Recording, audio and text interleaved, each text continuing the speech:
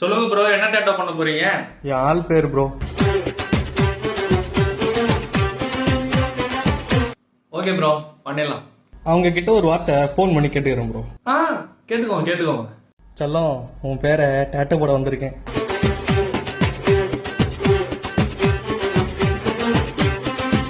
ஏன் டேட்டோ வேணாம் சொல்ற? அப்புறம் எப்படிதான் என் லவ் நான் உனக்கு காட்டுறது?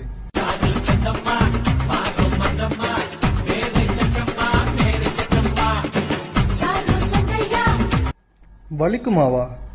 எந்த ஒரு வலியுமே உனக்காக நான் தாங்கிப்பேன்டா.